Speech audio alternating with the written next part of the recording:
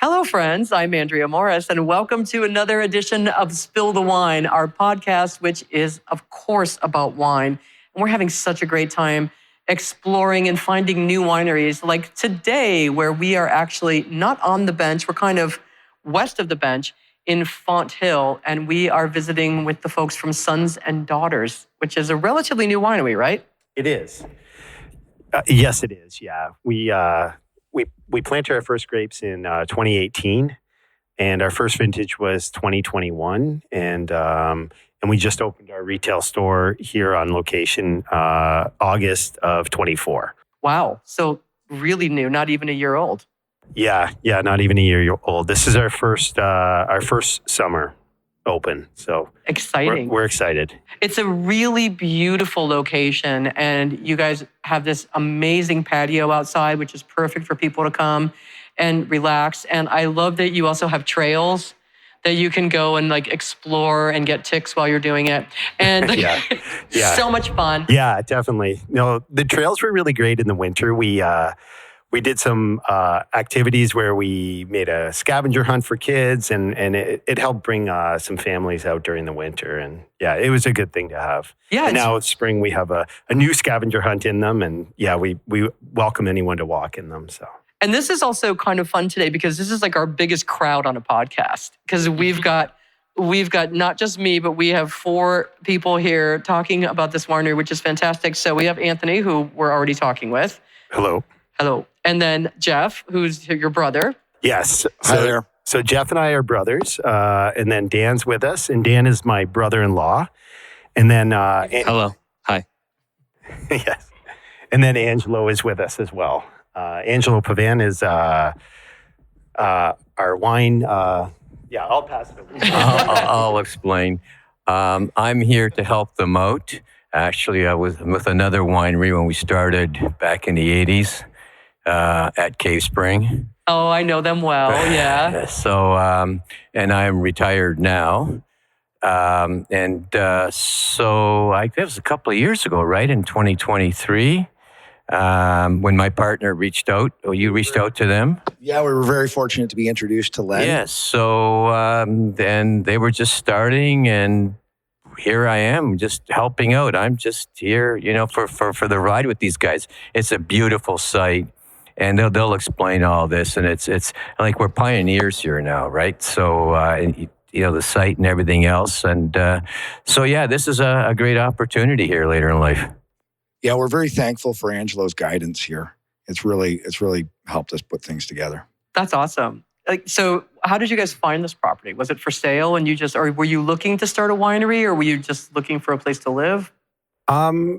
So it was for sale, yes, and that was 2017. We bought the property, and it was a little bit of both, looking for a place to live and a spot for somewhere to grow grapes. And then I would say that in the beginning, we didn't really have the full vision of what we wanted to do, but we knew we wanted a place somewhere that we could farm, somewhere that we could grow grapes, and then it sort of progressed from there. So did you have somebody come out and assess the land to tell you what grapes would grow best here? I wouldn't say it was a formal assessment. We did speak to a lot of people in the process. The first winter, we put out a bunch of temperature sensors. So I guess the thought would be that we're a little bit out of the typical growing range. I think we're probably the most southern winery in the peninsula. So the first winter, we put out a bunch of temperature sensors, and we did some comparisons to see how we fared compared to other areas of Niagara. And once we were through that, we looked to start with some grapes that were fairly winter hardy, just because we were a little cautious about where we were. And we planted Riesling in the spring of 18. And it was a little bit of a struggle in the beginning. The property's fantastic. It's great soil, but it's very dry, and that was a very, very dry summer. So our first plants that went in the ground, it was a lot in the beginning, but now everything's established. We planted a bunch more in 19 and a little bit more in 21, and so now we're farming about 13 acres here. Nice. So we have the property where the vineyard or where the winery building is on. And then we also have a property that's about half kilometer from here, right on the very top of this this land formation, on the very top. And we grow up there as well. So what grapes do you grow besides Riesling then? So we grow 5 varieties in total. We grow Riesling and Baco on this property. And on the other property, which is, as Anthony said, the highest point in Niagara, we grow Cab Sauv, Cab Franc, Baco as well, and a French hybrid called Chamerson. Nice. Yeah. How did you come up with that one? Well, actually, that was those 4 varieties were suggested by a consultant that we ended up getting in the second year. And so he's been very helpful with deciding on great varieties. Great. And how did you come up with the name Sons and Daughters? So Geoff and I and our wives are all partners in this endeavor. And I have 4 daughters, and then Geoff has 3 sons. So it's a family business. Geoff's son works a lot of the weekends, and I'm starting to get my 2 little ones, oldest of the little ones, working as well. So, yeah. Yeah. And then you have your pizza oven, I see, in the summer too. Yeah, we just started that 3 weeks ago, and it's been a hit. It's been great. It helps. I think there was maybe a little bit of lacking without food offerings, and now that we have that, it seems to really help. It's all, who can resist a wood fire pizza? No, it's nice. Really. It's nice to have, yeah. And it's a perfect complement to wine. So I think you're gonna be busy this summer. Yeah, no, we're very excited for it. We really are. And then we also serve coffee as well. So my brother-in-law Dan, who's sitting with us, he is a coffee roaster. And when he joined us, he brought that experience with him. And now we offer our own coffee that we roast. Yeah, basically. Well, when I first came on, we thought it'd be nice to have a cafe in-house, just something a little different for people, or there's maybe sometimes there's a designated driver, and I also feel like especially coffee, like the more light to medium roasts that I like are not that far off from wine. There's tasty notes that are kind of inherent in the coffee and all this stuff. So I thought it would be a nice kind of complement or pairing to the wines as well. So we're sourcing everything, roasting it, and serving it in-house, which is fun. That's great. It's like, it makes you guys so unique, Yeah, I think so. We do get comments like just that it's nice that there's a different offering as well for not just food, but in the beverages, not just wine, or, there's a espresso machine, kind of those types of drinks as well. Not just like a batch brew, which I do love. I love drip coffee, but there's a few options for sure. Right. So your designated driver doesn't just have to have water. Exactly. Yeah. People like to finish sometimes their tastings with it, a little pick me up before they go to the next, Right. winery, basically. Yeah. Right. Yeah. Get that caffeine going before the next one. Yeah. It's cool because you have so many different things to offer here. But the most important thing is obviously your wine. So we should probably talk about that. What are we going to start our tasting with today? We're going to start off with the 2022 Sparkling Riesling. So this is grown on this property, and this is the second vintage of the Sparkling Riesling that we've done. We did the 21, and we sold that out maybe 3 months ago. So this is our next edition. Nice. Yeah. It's very lemony. It's perfect for summer. That lemon kind of flavor I find to be really refreshing. Yeah, it's very lemony, citrusy. I mean, it's Riesling, and so it's got that that great citrus, lemony character to it. Very refreshing, right?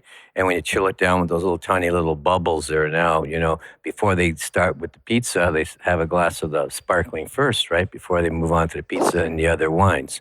But the site here does really well with Riesling, as we'll go on and taste the still wines after. So, it's we ripen very well here, and get a lot of good character, like classic Riesling character.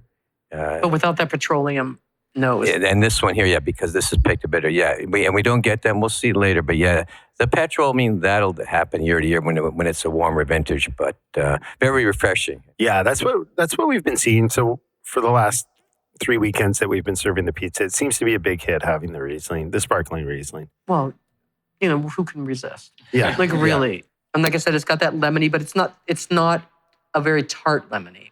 Yeah, so what those tiny little bubbles, you're right, it doesn't have that, doesn't have a soft finish, but it is so refreshing in the way, it's a great starter. So the bubbly is made for that, right? As when you're starting with wine, this style here of the Riesling, very refreshing.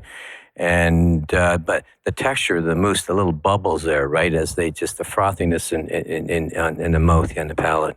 Yeah, it's kind of like a lemon meringue pie. Ah, that's it. Got it. Okay. Yeah. You better put that down. Put that on the new list. And now we were talking about Riesling, but we have another Riesling to try now. Yes, we do. So this is our still Riesling. This is from the same year. This is from, This is our still Riesling, again, from the same year. This is from 22. And yeah, we'll serve this now. To me, it screams out, classic Niagara Riesling. And this is the first attempt.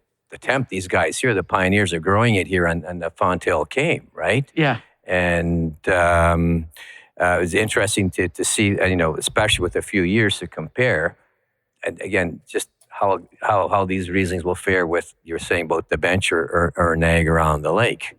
And this one here this is fairly dry, right? It is dry, yeah. Dry, yeah. Yeah. So, and that's the style.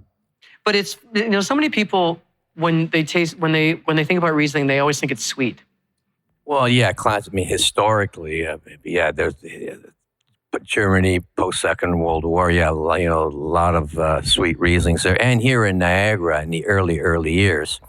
But now with quite a bit of history and more vineyard know-how and ripening Riesling, so when you ripen Riesling, hold on to it later in the fall, and it's ripe. You don't have to leave that much. You don't have to leave the residual sugar to balance that acidity, because it's making it will make a fairly dry wine for you. So it's people tend to associate Riesling with a lot of residual sugar, but it's changing now, especially with, let's say, climate change. Okay. And so not just here, but many wine growing regions, it's warmer. And so now we're ripening Rieslings at much riper levels than, say, 20 years ago even.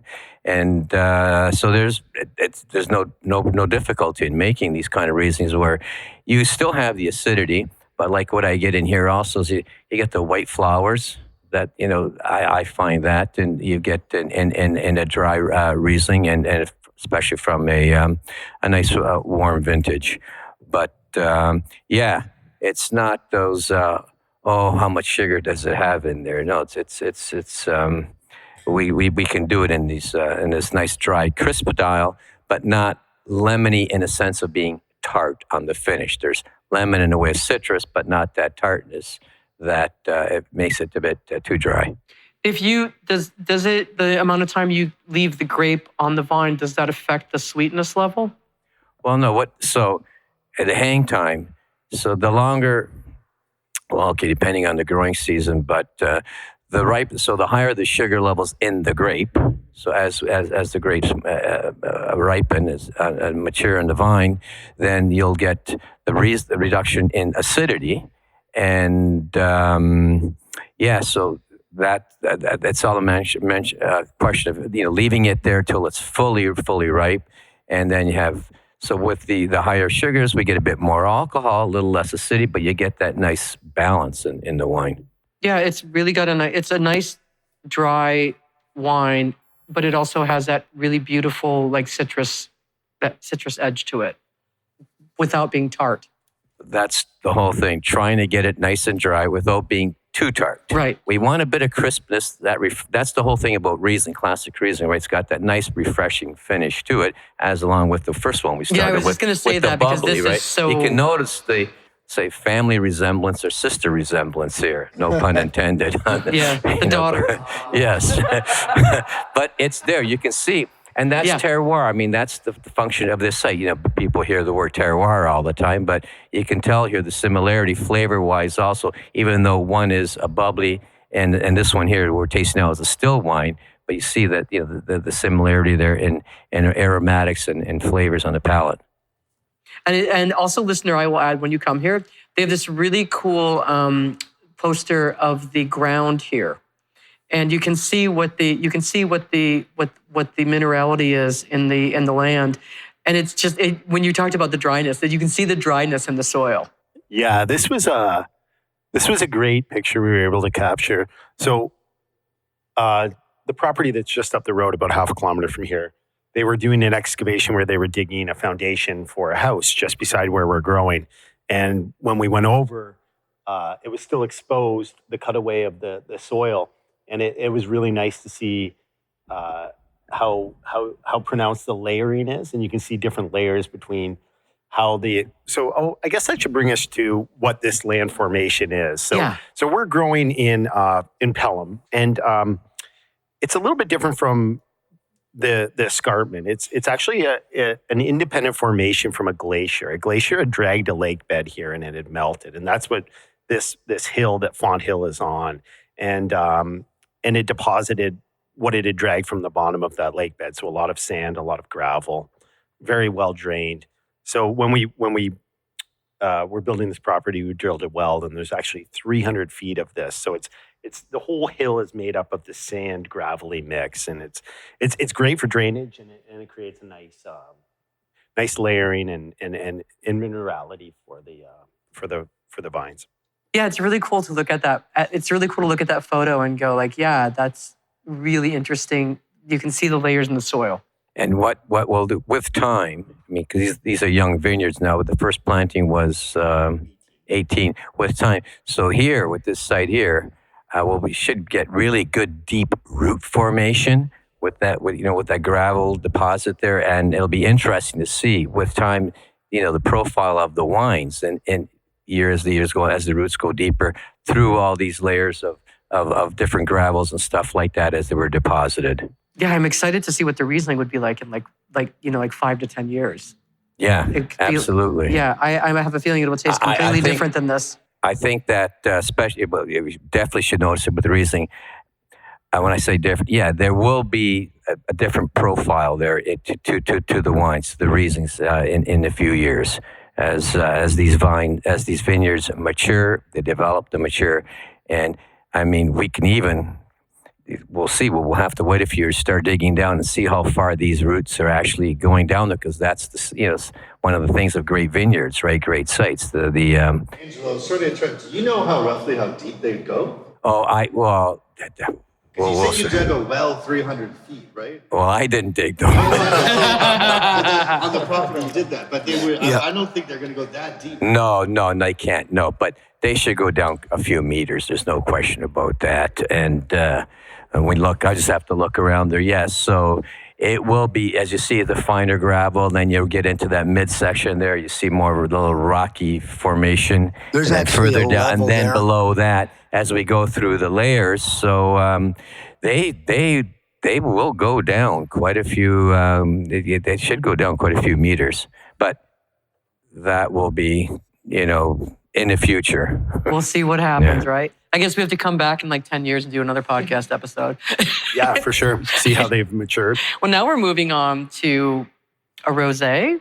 Yes, we are going to drink our 2021 rosé, and this is made with our grape Chambourcin. A Chambourcin. That is that grape that you were recommended to plant. The French hybrid, yes.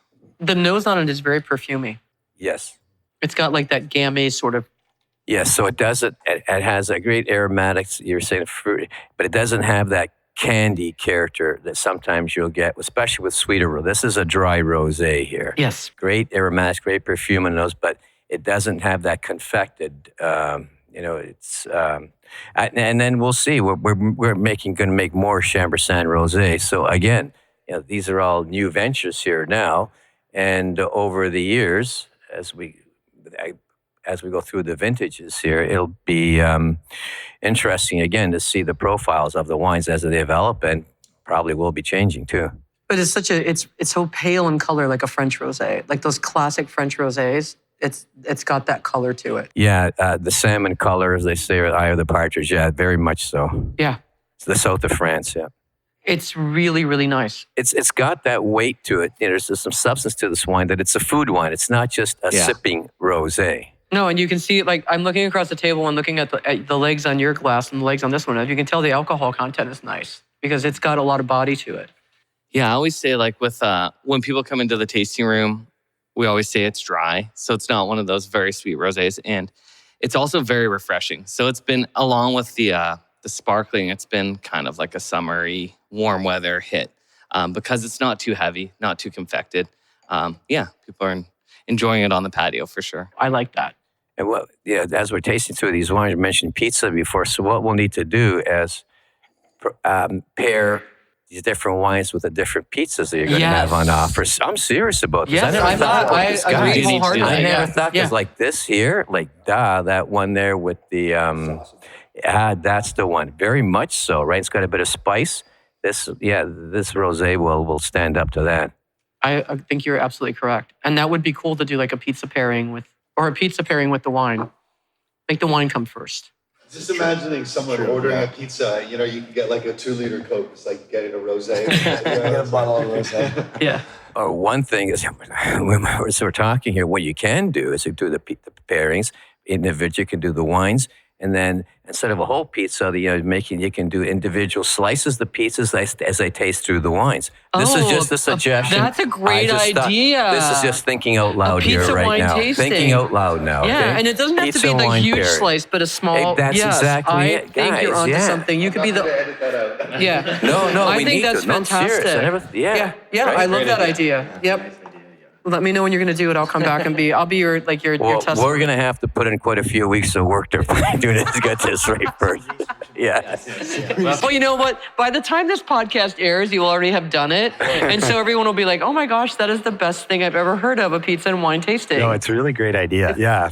I'm already eating way too much pizza as it is. So I don't know how much more I can taste test. We've done a lot of that. I think we'll get through it. Yeah. How many varieties of pizza do you actually have here? We're just doing 4 right now. Just 4. You're going to have to expand if you're going to do it with wine. Yeah. It's true. We do a margarita, andouille sausage, a pepperoni, and a cheese. So yeah. Okay. I'm just saying I get to have that one free every time I come. Spill the pizza. yes. Yeah. So I see you brought out another bottle that looks like a rosé. Oh, I was just going to bring this out. This is the one we're actually going to be bottling shortly. So, oh yeah. Yeah, it was just neat to see the difference in color, but it's actually not too. It's very similar. It's a little darker. It's a little deeper, I think. Yeah, maybe a little bit more pink, but not too far off. Yeah. Yeah. But the listener can't see that, but we'll take a photo so that you can see it and make the comparison to yourself for yourself. Yeah, so we're going to be bottling the new one probably the end of this month or early July. So yeah, and also so there's only a few vintages, right, that we have under our belt here. So we're this is a work in progress here, and obviously there's not going to be major stylistic changes. I mean, the wines, great reception to these wines, right? So but every season is going to be a little bit different with the ripeness of the grapes and so on. So, but there'll be minor, there will be differences, but no, stylistically. Yeah. Right? It stays. Yeah. So it'll be interesting to see the difference between like this, like 2024 and 2025 as well, because 2024 was such a hot summer. And this one, 2025 hasn't started out hot yet, but who knows? Yeah, so this is a slow start, but we always better a slow start. Look, I mean, after all the years in the business, you want to have a slow start and let it pick up from there. We don't want to risk, the problems in the spring with frost. But this is first week of June, and we have the whole season. And the nice thing now is, again, I was saying, with the climate change, whereas before, years ago, we were picking always done by late October. Now we can extend our harvest into November, and we've done that, right? We've picked in November, so not a concern. Right. So what are we moving on to next, gentlemen? the next one we're going to go to is our, so we've called it Delta White, and it is a 40% skin fermented Riesling. Oh, interesting. Yeah. So, and it's in a completely different bottle than Riesling is normally in. yes, it is. Yes, it is. Yeah, we're working with our the grapes we're growing, and Riesling is the white that we're currently growing. I'm sure down the road we're going to plant some other varieties, but right now it's Riesling, and we wanted to, try a little bit of a different take on a Riesling, and we really like the way it turned out. What made you decide to do that, the skin fermented? Well, so we do the classic Riesling that we tried earlier on, and just wanted, so there's a lot of interest, and this is not the case at all here, with orange wines and natural wines. So this is not it here, but so we wanted to make a wine, a Riesling that, different in a sense that a whole different profile. So again, with the skin fermentation, we get a bit of spiciness to it. Also, there's barrel aging here. So it's a combination. It's not just the skin fermentation. It's the barrel aging. And this was barrel aged. I forget now.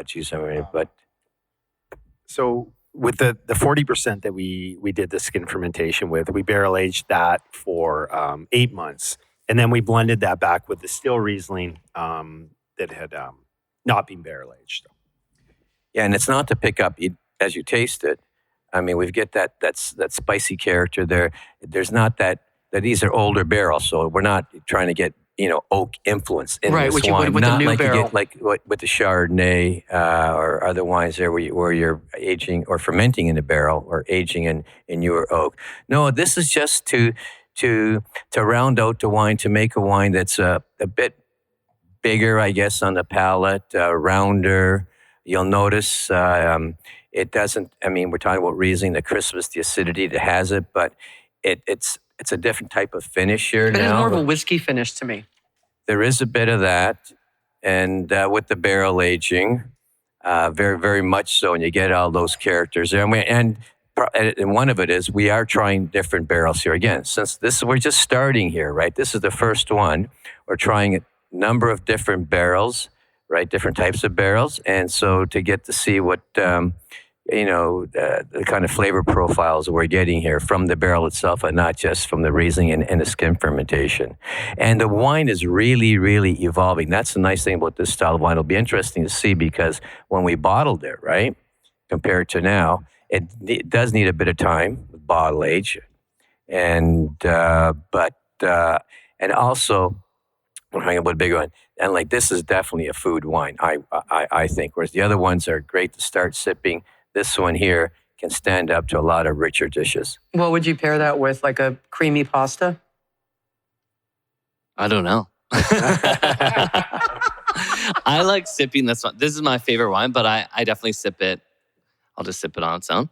I think it's very beautiful. I definitely try to when people come into the tasting room, it's like the different Riesling that if people, a lot of times the feedback on when you first say you have 3 Rieslings is like, are they all super sweet, which we talked about. So this one's very different, aromatically very different, very silky on the palate. But so I love this wine. And what I would pair it with is a roasted bird, okay? Think of Chardonnay. I mean, that's a great pairing here. But again, the richness is the one you've just mentioned, that and those flavors. Then definitely a roasted bird, or we do is a chicken, a bird on the barbecue, and with all the spices and stuff like that. This will definitely. But even with that, or the classic is Riesling and pork. But dishes even with have some richer sauces to them. But a classic is roasted bird. I mean, chicken. This will definitely hold. I was even thinking some like bratwurst with sauerkraut. Ah, yeah. Because with sauerkraut and bratwurst on the grill, it would be like so good. And layer with some nice spicy mustard. Yeah. There you go. Okay, Yes. we'll offer that here for the customer. Yeah, I think that would be fantastic. Yeah. We'll do our Food Network channel I like next. these are great ideas. Yeah. I have noticed, though, I'm the only one pairing it with food right now. Is anybody else going to I eat had any some of it? cheese. We've got a nice little cheese plate that they did for us here, and everyone's kind of like munching Maybe in a little because bit. it's right in front of me. Probably. I'm the one who's eating it. Yeah, but, that's right. And it's hard for Lukas because he's down at the other end of the table. But, sorry, Lukas. Yeah. We can bring it down there. Okay, so kudos to you for doing something really different and something that is really, really inviting and really, really cool. Like, I really like that. So this one's interesting because, again, a lot of work here and way of following it, because again, We don't want to overpower this wine with barrel influence or anything like that. You get that, those flavors of spiciness there. And and again now, as the vineyards mature over the years, I'm looking forward to see how this wine here itself, right? I'd be interested to see what you could do with this if you put it into a whiskey barrel. Well, that's been done. Okay. Yeah, that's been done. We're working here with. It might be, maybe this coming vintage might have some whiskey influence.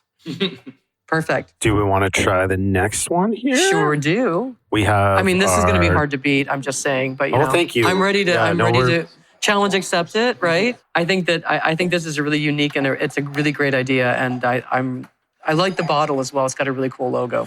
Yeah. So this is our interpretation of the Kame. So we're growing on what's called a Kame Delta. And we found this great literature that was produced by Professor at Brock, Tony Shaw. And he did a cutaway of the different soil compositions of the Kame itself. And that's what we have on the label of this. It's actually what we have behind the bar as well. We have some art behind the bar, and that's in our string art of that as well. So these are the different soil compositions, and so. Well, now we're finished. We did whites and a rosé. So we've gone through the whites, the rosé, and now red we're in front of us. into a 2022 Cab Sauv. Nice. So, years ago, many years ago, it would have been difficult to ripen Cabernet Sauvignon in Niagara. But now with the combination of, again, much better vineyard management know-how, growing Cabernet Sauvignon, and the data is there.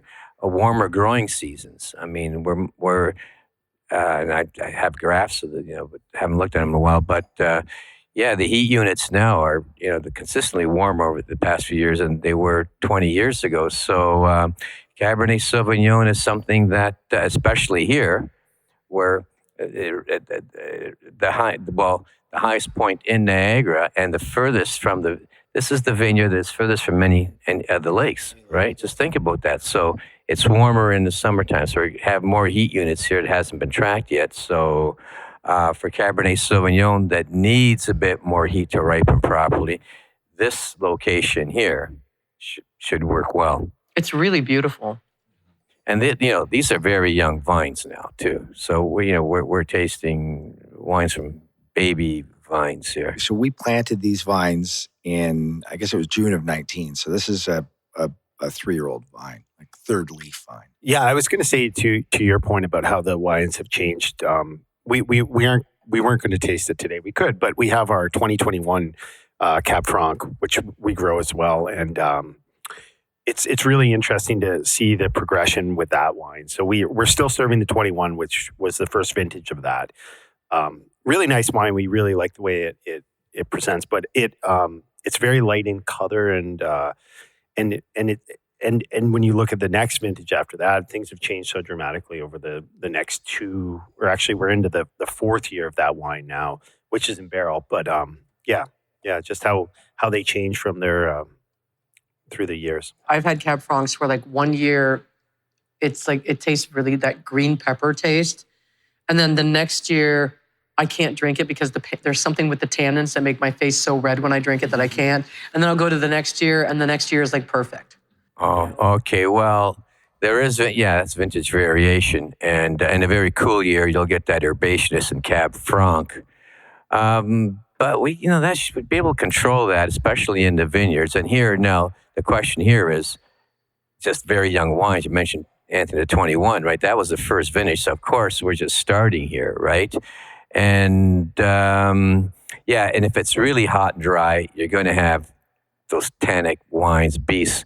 But again, it can be managed with proper attention in the vineyards. And here with the soils that we have here, even in warmer, hotter years, we'll see. We'll see what the tannins are like here compared to other sites in Niagara. But you're right. We can see now as the vines are getting older, maturing, the wine itself, right, is getting it's developing. There's more body to the wines. There's more substance to it. Yeah, there's a lot of substance to this for a young wine. So I imagine if you cellared that for a few years, it's going to blow your mind. We're going to have to hold some back, right? Yeah. Geoff? We will. So the last one we have here is our Baco. Oh. Yeah. So this is the same as the Sauv. It's a 2022.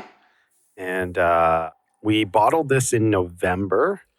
And I would say we probably have under a month of supply left on it, which is Really? great. So we're actually prepping right now our 2023 Baco that we will be bottling shortly too. So this is the last of what you have here for this? Probably, how many cases do we have? Maybe 15 cases left. Wow. That's a beautiful color for a Baco. It's so deep. Yeah, and it seems to be a real hit with our customers. People come and ask for our Baco, so we're very happy with it. We are, and What pizza do you pair with this? yeah. And this is the second vintage of the Baco that we had a 21 and we sold that out last November, and then we bottled this, and then That's so smooth. it's nice, isn't It's it? rich. Yeah, It's we're really happy with It's like it. velvet. Yes, silkiness on it. Yes. Right? Yes, for that's a much- Bacos, yes. it's a surprise because sometimes, That's I beautiful. mean, Bacos can be very gamey, earthy, brooding wines. And we have a bit of that here, but I mean, you get some nice, really red berry character here too. yeah, It's like, definitely. it's again, site-wise here, we'll see down the road. I mean, again, with Baco, it'll probably end up making sort of a different style of wine that you get at other vineyard locations in Niagara, simply because when it comes to site, as I said, it's the Kame itself, the soils, and also the heat units, where we are here, the furthest from the two lakes. If we can control it. Well, there is vigor. There's no question. So Geoff, Just grows like crazy. it grows like crazy, but Really? Is it like the grape weed? Yeah, it's incredible. We were just up there, and it's almost out of control. But we're doing a lot of mitigation this year to try and slow the vigor down. yeah, they're young. These guys are young to farming. Okay, so they're learning as they go. These are novice farmers. We've got a good teacher. So, but yeah, no, every site Like is the wine different. Yoda. Yeah. You're right. And with the Baco here, yeah, it does to have quite a bit of vigor, but we'll work with it. No, this Baco is what a spectacular way to end a tasting. You guys, for a young winery, have some really beautiful wines. Oh, thanks very much. It's really nice of you. Yeah, we have a huge thanks to Angelo for all he's put into this. Well, Angelo was like, oh, not me, really? But it always, you know what? It's really smart of you guys to actually have someone like Angelo to help you with this. Because, so many people go into things and they think, oh, I know, I can do that, whatever. But to have someone with your knowledge, especially working with Cave Springs for so long, the soil, grapes, you have a knowledge that you can pass on to them. Yes, very much so. I mean, the reason I'm here is they're a great bunch of guys. Okay, they're great guys. We're friends, but also it's different here. When you started the introduction, I mean, this is the only place in Niagara that's here in Font Hill. Okay, and I'm not going to repeat, but we just went through the Kame and all that, and the heat units and all the different growing conditions. So, I mean, this is going to a huge learning experience for me. Yeah. But it's like, what? It's a great experience because it's such an amazing area. And I love that we came out here today because it's challenging people to just get out of their comfort zone and not just stay on the bench or not just stay in Niagara on the lake, but actually explore a different area. And you guys are the only winery in Font Hill, right? We are. Yeah, we're the only one in Pelham. Henry Pelham's just on the border, but they're but you're Font Hill, but we're in technically. Font. Yeah. Hill. Yeah. So I'm just saying. Yeah, no, of so course. take of course. it and Yes, own it. Yes, that's us. That's us. No, I would say there are some grapes growing on the Kame, but we are the only winery growing on the Kame. Yeah, and it's honestly, listener, it is well worth the trip. Oh, thank you. You guys have a beautiful wines. You have a beautiful surrounding. You can come here, have a tasting, do a hike, and then work off the calories so you can have pizza. Yeah, definitely, and have a coffee. Well, afterwards, if you want. If you want. Or take coffee home and make it at home. Yeah, because you can take coffee home as well. So I just want to say thank you to Geoff, Angelo, Anthony, and Dan for being here today. Like, it's so much fun to have like a group. It's like a group chat podcast. And you guys were all fantastic. And I really hope that our listeners will come out and see you guys here at Sons and Daughters, because it is a really fantastic experience. And I just want to say, listeners, that be sure to check out the show notes, because we'll have photos, and we'll have photos of all the wines. We'll have a link to your website, and people can come out and figure out when you're open and come out and visit. And also be sure to check out our website, spillthewine.ca, which we're very excited about. And we have an email address on there, contact@spillthewine.ca, that you can actually get in touch with us. Tell us which wineries you think we should visit. Give us some comments on the wineries that we have visited. If you have any questions, we'll be more than happy to answer them for you. Also, be sure to like and follow us on Instagram, spillthewine_podcast, and on Facebook, Spill the Wine Podcast. Also, tell your friends, tell your family, tell your enemies, tell everyone you know to like and follow Spill the Wine, because it gives us the ability to keep doing this and to keep exploring new wineries and to share with you the beauty of this region. And we're so happy to have been here today with you guys. So thank you so much to Sons and Daughters. And we would like to say cheers. Cheers. Cheers. Thank you. Cheers. And we'll see you guys next time.